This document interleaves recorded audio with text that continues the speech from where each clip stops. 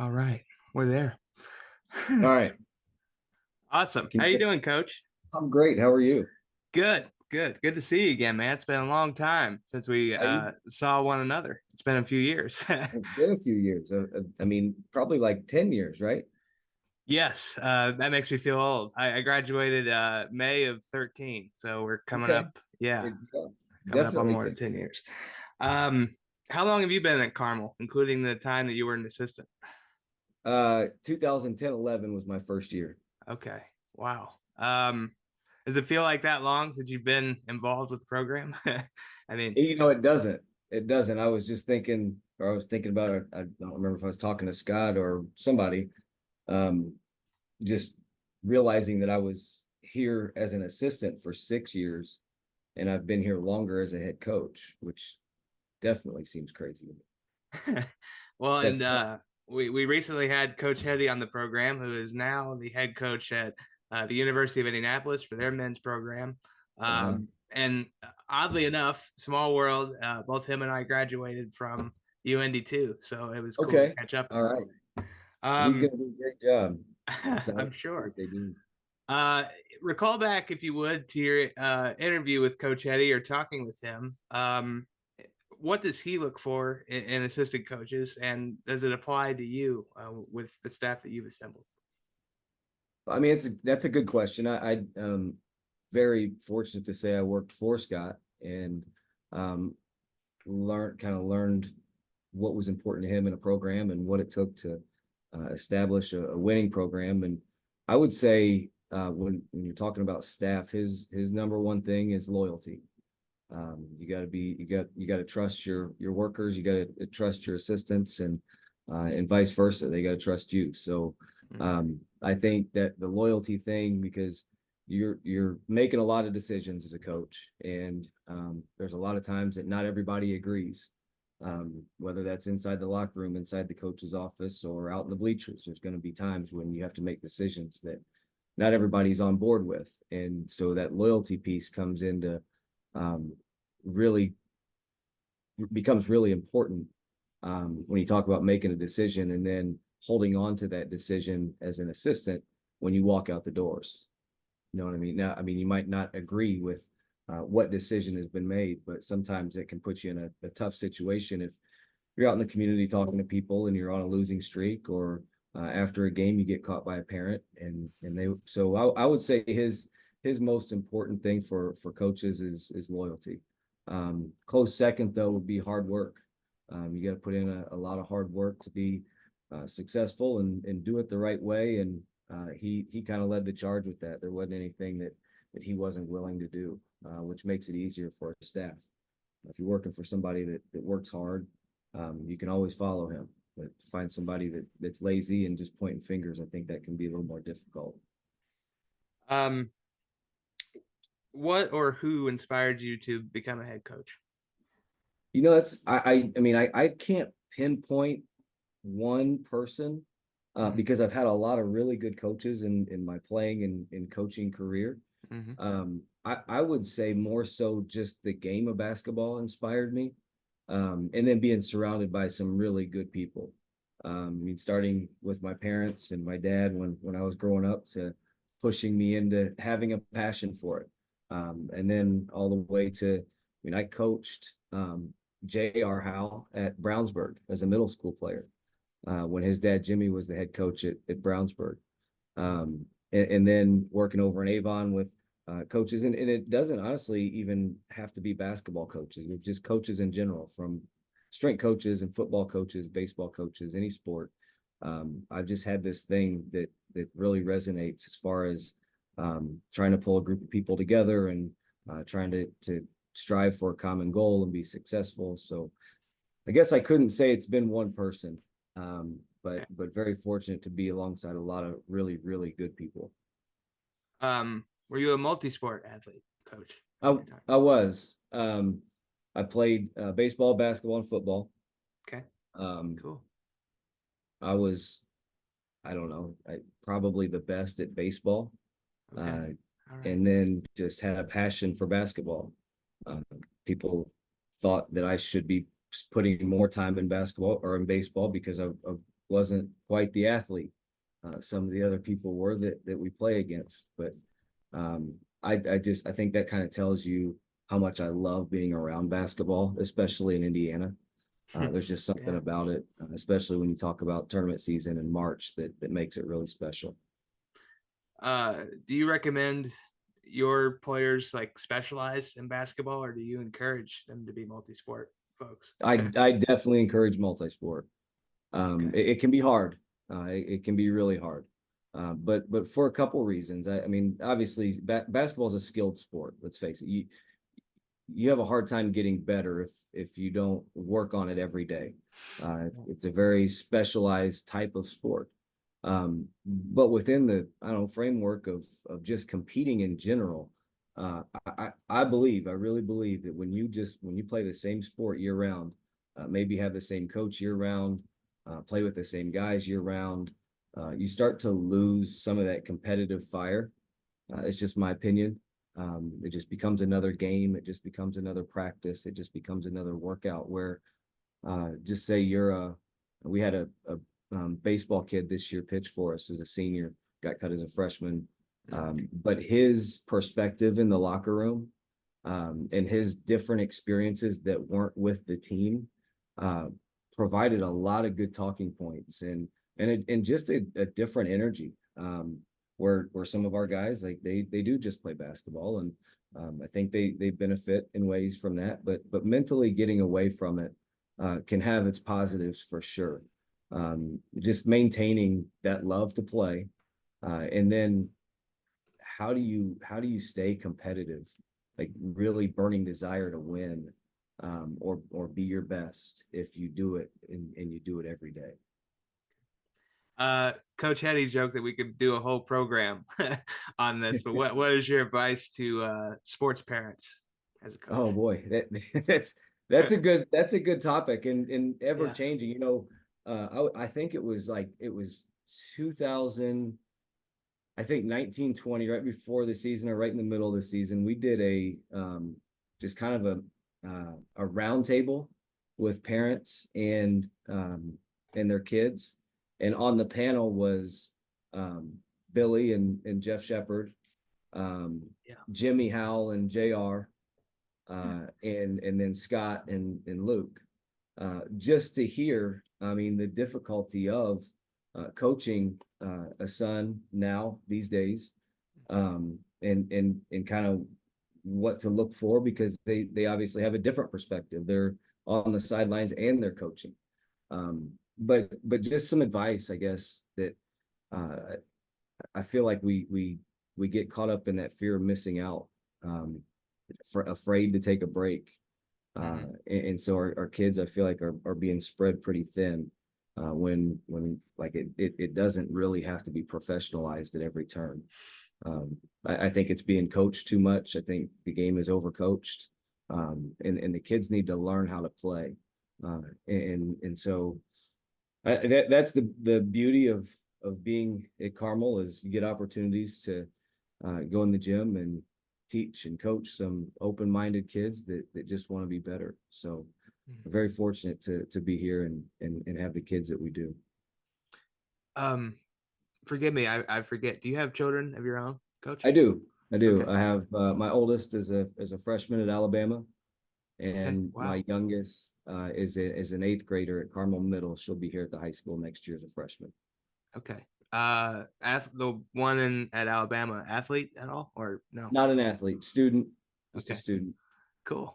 Yeah, What are they studying? nursing, nursing. So Wonderful. really good nursing school down there. She likes the South. Just finishing up her first year. Actually, we got to go pick her up next week. So Okay. she'll finish up her finals. She survived, at least at this point. A whole new world was opened up to her, and she's excited. She did a really nice job this year. Yeah. Late April too. How many days are left in the school year for Carmel?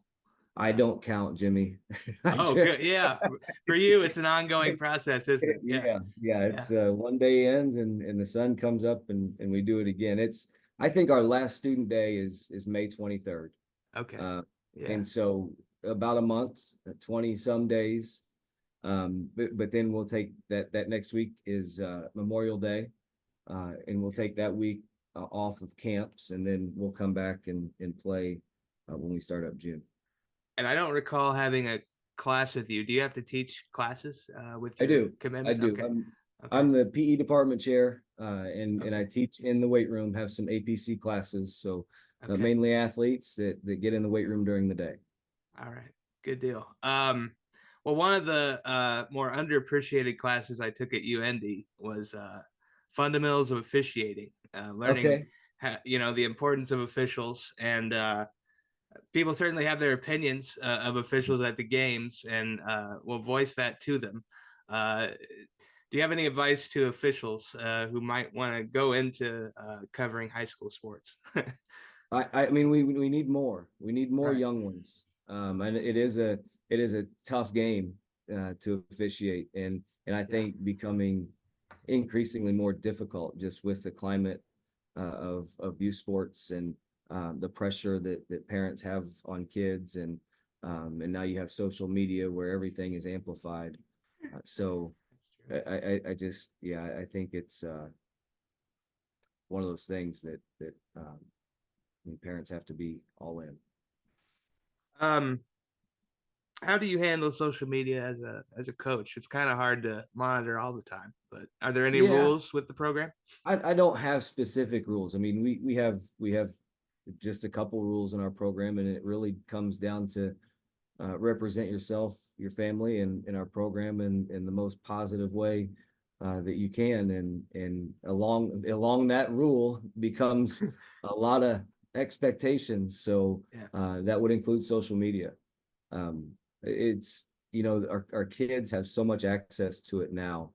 Um, you I think we miss the boat if we're not teaching them how to use it. It can be a very positive thing for them and their careers, whether that's as an athlete or a student or in the workforce. They can use it in a lot of positive ways, but I Hmm. think it's kind of our job to teach them what that looks like, and that includes being part of a team. Um, so Yeah. yeah, I think the teaching part is really important. Um, well, and I've certainly sported the long hair for a while. Do you have any Uh, rules for like grooming and haircuts with the team? if you, I do, if you have to mess with it, if it is Right. distracting you from playing, so I'm sure if you took your headphones off, your hair would be flying, and if you were running, you'd probably have to get it out of your eyes. And no, we don't have I mean, you have to look presentable, you have to look Okay. clean. Yeah. Doesn't have to be shaved down, but you can't be flipping it out of your eyes every 30 seconds. Good deal. That's a good rule of thumb. Thinking back to your playing days, what was your free throw routine? Routine. Yeah. Man, I don't. I think it changed all the time. Okay, that's fair. Like I'm not a superstitious person at all. I try not to be. So I'm almost the type of person that would change it up on purpose, just Right. so I'm not stuck in a routine. The routine bothers me. Yeah. So if I were to make a couple, then probably kind of do the same thing. But um, it Okay. wasn't anything set in stone. Something I can recall as a young broadcaster was going to training camp with the football team at Carmel Stadium, and to simulate crowd noise, they had loud music. Is that something you try to do to simulate crowd noise at the line?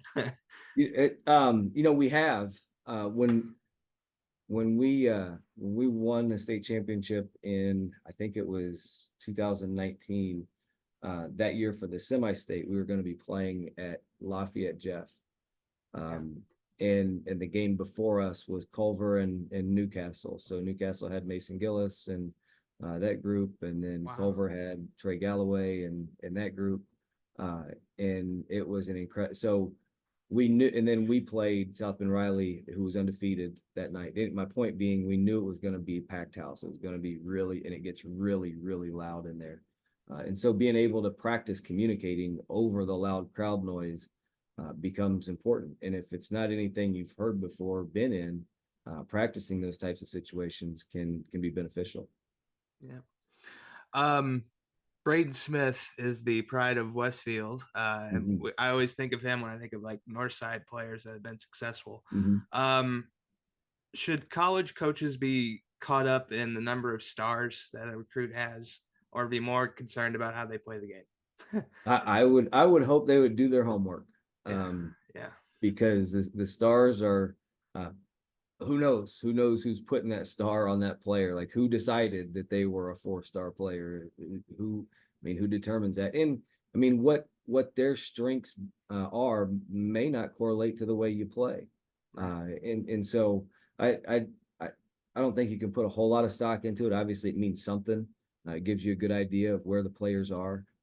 But at the end of the day, you gotta know who you're recruiting, and Yeah, and good deal. and I think if they do their homework and they get them from the right programs, they're gonna be pretty happy anyway. Um, Something that would have drawn me away from competitive sports, and I'm just being honest, is I'm not somebody that likes to get yelled at. Are you a yelling coach? I I can be. I'm trying to get better. Okay. Yeah. Just naturally, that's kind of been my personality. There are a lot of times I'm not proud of it, and honestly, it is something that I've tried to be more intentional about this year. Okay. Tried Good. to, I think, figuring a way to um, communicate a message without making somebody feel a certain way is it's an art. It's hard to do, um, Yeah. Yeah. especially in intense situations. So it's a maturity that I'm working on. I would say I'm better today than I was at this time last year. Good deal. Serenity now. Do that when in doubt. Um. Uh. Is there any rules like when the players grab the aux cord? Is there any songs that are off limits, or is it whatever they want to play? I when I'm in there and they're in there, we listen to my music. Okay. Cool. when when they're in there, pregame type stuff, I usually stay out of there um, until it's time to go talk pregame or something, and then they'll shut it off. So that's been the rule. If we're in practice and I'm in there, then I'm gonna play my music. If Yeah. we're in the locker room, it's gonna be this. And they don't like it. I wouldn't say they Oh, like all my okay. music. Well, you told me you listened to everything. I mean, what would be on the playlist if we went through it? And I mean, I can listen to Bon Jovi and Okay. um, Eagles, and I can listen to AC/DC and Ozzy Osborne. Okay. I can listen to some rap, some Tupac and some Dre, There you some go. of the older rappers. I can listen to country music. I can listen to Christian music. I can listen to just about anything. Good deal. Best live concert you've been to that you can recall? Ooh. Um, Tim McGraw was really good. Yeah, he was here recently too. Yeah, but and I went, it was like, man, I think it was 2022 or 20, I mean, sorry, it was, 2002. It was Oh back wow. in the day. Yeah. Okay. Yeah. And Faith was still playing. Yeah. Yeah. It was, yeah, he's always been one of my favorites. So that was a pretty cool one to be at. He was rocking a Caitlin Clark jersey at Uh-huh. his most recent concert here. And being a basketball coach, what's your opinion on the whole Caitlin Clark story and her being with the Fever now? That's incredible. I Yeah. mean, what a boost for women's basketball. You saw it in the college game and the attention that she generated, and along with the players at LSU and South Carolina. But I think that's really exciting for the women's game. I think it'll be really exciting to be in Indianapolis and go to some of those Fever games, watch her play. She's exciting. She's a lot of fun to watch play basketball. So Yeah. I think it's awesome. I think it's great, and she's obviously taken full advantage of it. And I'm looking forward to seeing her play here. Um, let's see what else. Is there any keys to developing chemistry? I mean, when I was there, it seemed like the starting five had been together since they were, in elementary school. I mean, that's one of the Uh-huh. benefits of coaching high school basketball is you do have Uh-huh. a cohesion of players together for a Uh-huh. long time. Yeah, and that's just it. We live in society now where phones have been such a big part of our lives, and communication, maybe like direct communication, maybe a little more less so. And so what I've found is it's harder to get kids to naturally connect. Mm. And because if they have any downtime, I think the first habit is to go to their phone. And Yeah. and we know that especially in basketball, like being connected on the floor is I mean essential. And so I don't know. I think finding those kids and putting them in positions where they're forced to communicate and rely on each other and come together. And Yeah. um, I mean, just as an example, last year's team for us was pretty young, maybe not in years, but in experience. Hmm. And we went through some really tough games early, played a tough schedule. Um, Started the year 4-9, lost some games we probably shouldn't have, didn't play well in some others, and so brought on a lot of different those challenges. I felt like really bonded our kids together, something that they had been through together and had to rely on each other, and I think that was part of why we were able to turn it around and have a good second half of the season. Um, Forgive me for not keeping up with it. Is there still a there's still no shot clock in high school basketball, right? Still Right? no shot clock. Still Okay. no shot clock. Would it bother you if they introduced one as a coach? No, absolutely not. I believe it Okay. would help us. Okay. Um, Yeah. and we try to do a good job of guarding people. And um, if there's no shot clock, they can play offense as long as they want. Right. And Yeah. if they're patient enough, then we can play defense for 2 minutes. So yeah, I think, and it makes it a little bit more natural, especially at the bigger schools, where the talent level is at a point where it could sustain. The game wouldn't be affected much, other than a couple possessions, especially at the end of quarters. Um, let's see. I know that coaching is a 24/7, 365 job, but when you do have time to relax, what TV shows are you watching? Ooh, TV shows, man.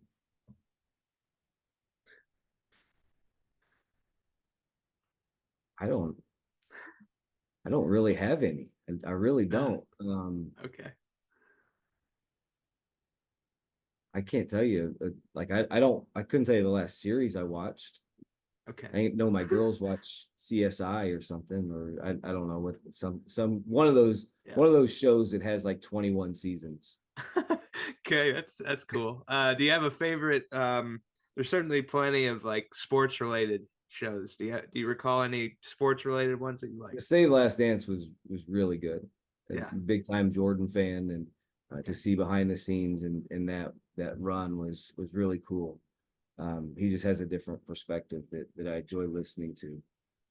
Yeah. So yeah, the Save the Last Dance series was a lot of fun. I liked it. Well, since you brought up Michael Jordan, I can't help but ask, in the ultimate debate of MJ versus LeBron, who are you going with out of the two? To win a series, I'm going with Jordan. Okay, fair I enough. think LeBron is the most dominant athlete of all time. He's just a physical specimen. Um, but Jordan mentally was on a different level. I would say Yeah. Kobe similar to that, um, but just from uh, I don't know, a winner's mentality of doing whatever it takes and being so resilient. Um, I would take a Michael Jordan or even Kobe over Okay. LeBron. Um, I my know you favorite. didn't throw Kobe in there. Well, Kobe is the he's the Jordan of my era, so it's Yeah, it's yeah. yeah, easy to put him in there.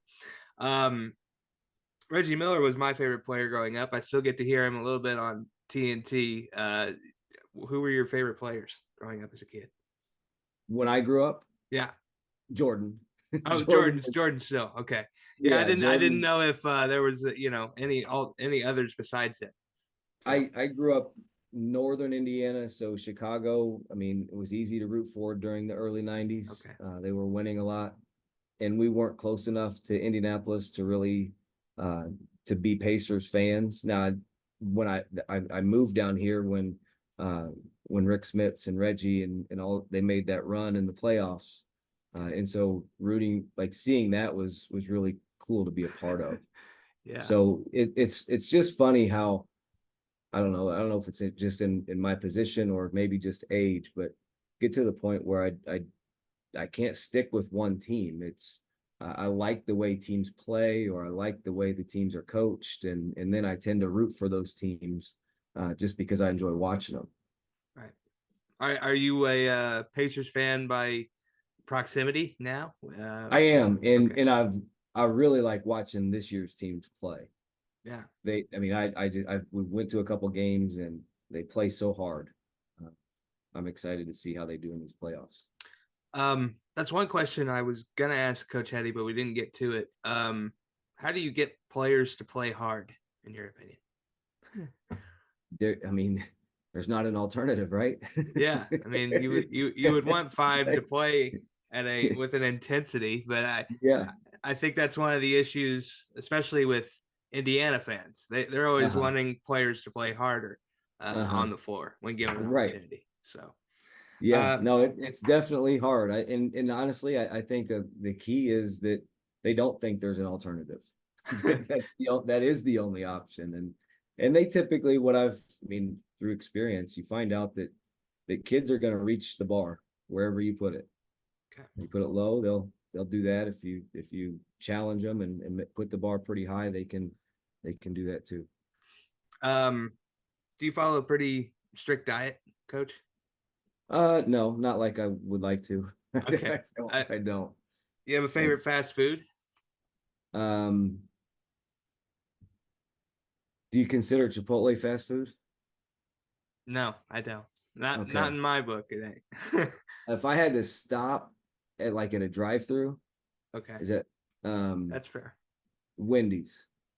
Okay, I cool. like the spice. What's your favorite? I'm going probably McDonald's, Okay. for a drive-through kind of thing, Okay. So I lived across the street from a McDonald's when I was little. wow, And so the man. smell, I think, got to me.